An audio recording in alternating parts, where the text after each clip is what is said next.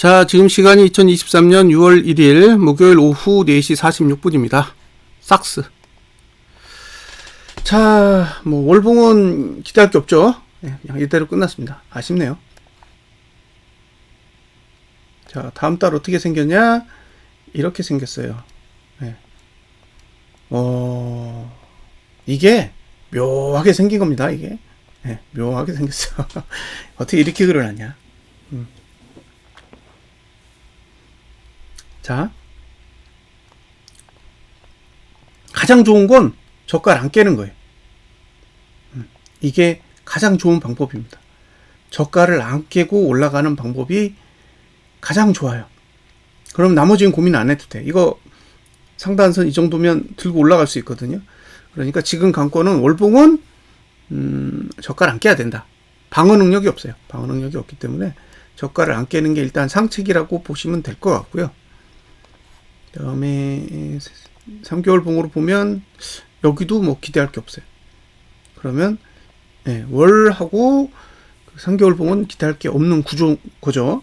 이제 주봉으로 봤을 때 주봉은 여기까지는 갈 수 있을 것 같아요. 지금 여기가 목표예요. 12.58. 이격이 벌어져 있다 그랬죠. 그래서 감고 있는 거예요. 자, 뭐 다른 건 딱히 기대할 건 없을 것 같고요. 일단 이격 해소가 첫 번째. 이격 해소가 첫 번째고, 두 번째는 금요일까지 양봉으로 일단 버텨야 돼요. 그래야 저가를 방어할 수 있습니다. 그래서 양봉이 필요하다. 자, 이주봉으로 봤을 때는 뭐 없어요. 이주봉으로 봤을 때는 아무것도 없고, 주봉만 기대할 게 있고, 3일봉도 이 정도까지는 기대해 볼 수 있거든요. 13.47. 그래서 이게 단기적인 봉은 반등세가 상당히 강하게 나올 수도 있는 모양새니까, 일단 어느 정도 이격을 해소하기 위해서 올라오는지를 한번 지켜보자고요. 나머지는 뭐 다른 건 딱히 기대하기 어려우니까요. 자, 이걸 이제 실제로 필라델피아 반도체 지수로 보자고요. 그러면 넘어갔죠. 넘어갔다는 게 중요한 거예요. 넘어갔다는 게 중요한 거예요. 3443 위로는 다 매도 영역이니까 지금 윗꼬리가 잘 달리고 있는 거고, 이렇게 보니까 좀 확 감이 오시죠.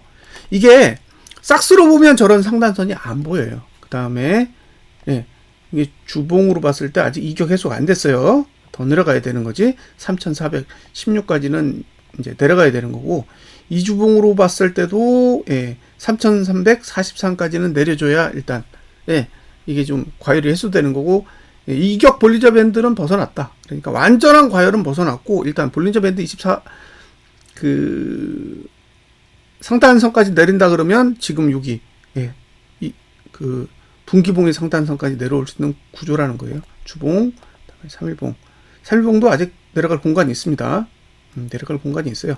3394까지는 어쨌든 공간이 있다.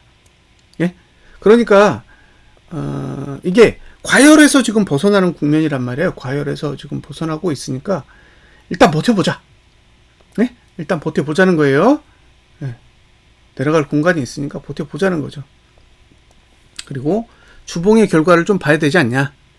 제 생각에는 일단 주봉의 결과까지는 보고, 주봉이 필라델피아 반도체 지수의 주봉이 다 음봉으로 끝나서 잘 마무리를 됐다. 그러면 일단 이제 내려갈 수 있는 작은 교두보는 마련했다라고 볼 수 있거든요.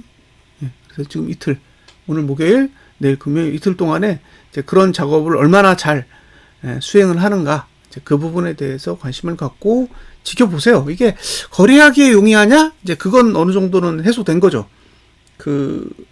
화요일, 수요일 정도는 완전히 이격을 벗어난 상태에서 이제 돌아오는 과정에 있었으니까, 뭐, 그 과정에서는 삭스를 매수하는 게 어느 정도는 의미가 있었겠지만, 지금은 많이 돌아왔단 말이에요. 벗어난 상태에서 돌아왔기 때문에 이 상태에서 공략하는 거는 그렇게 유리해 보이지는 않습니다. 그래서 지금은 봉이 완성하는 걸 좀 지켜봐야 된다.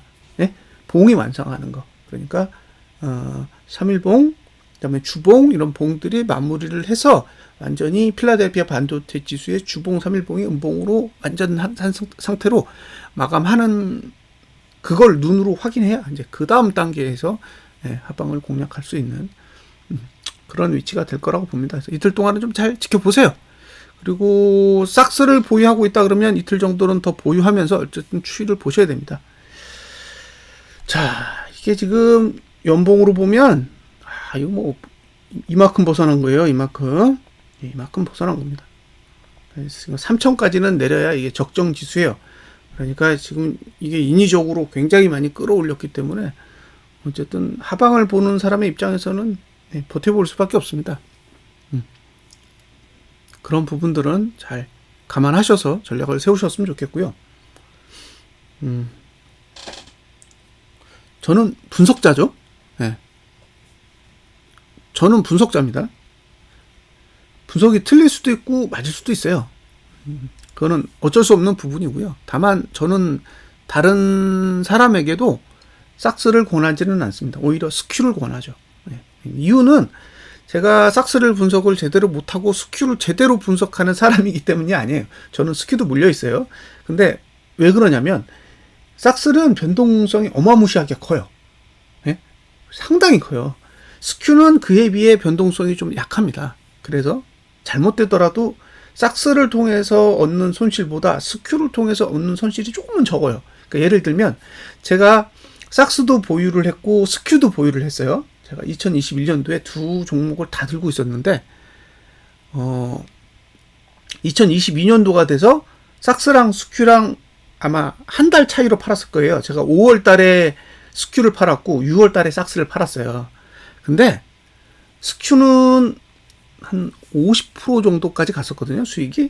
그러니까 제가 스큐를 2021년도에 물려 있었는데 2022년도에 팔 때 50% 정도 마진이 있었단 말이에요. 물려 있었음에도 불구하고. 근데 삭스는 거의 수익 안 나더라고요. 그 정도로 많이 녹아요. 제가 물 탈 때 나스닥 지수요. 나스닥 100 지수 말고 나스닥 지수가 15,300대에서 물을 타고 그 다음에 16,000대에서도 한번 물을 탔어요. 근데 그 필라델피아 반도체 지수는 3,425 정도에서 탔거든요. 3,425. 그러니까 3,425 정도가 나스닥 지수로 따지면 15,360 정도 되는 거예요. 근데 지금 왔잖아요. 필라델피아 반도체 지수는 3,420대가 왔어요. 네. 그쵸? 3,420대가 왔다니까요. 지금이 종가가 얼마냐면 3,453이에요. 그러면 이 지수가 예전 나스닥으로 따지면 15,360대라고요. 근데 나스닥 지금 12,900밖에 안 되잖아요. 그러니까 지금 필라델피아 반도체 지수가 가는 것보다 나스닥이 훨씬 덜 간다는 거죠. 그러니까 데미지도 덜해요. 그래서 혹시 삭스에서 충분히 이제 손실을 만회하고 빠져나올 수 있게 된다 그러면 이왕이면 삭스보다는 스큐 쪽 거래를 하시는 게 정신적으로 더 필요할 겁니다. 같은 사맥스지만 데미지가 덜하고 데미지가 덜해야 나중에 지수가 내렸을 때 수익이 날 거 아니에요. 그런 부분들은 고려를 하셨으면 좋겠습니다. 저는 주변 사람에게 그렇게 권해요.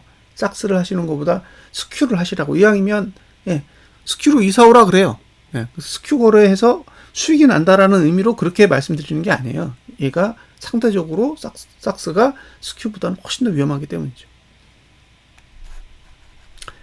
참고하시기 바랍니다. 그러니까 제가 사람들에게 삭스를 권유하기 위해서 이 동영상을 찍는다라고 생각하시면 안 돼요.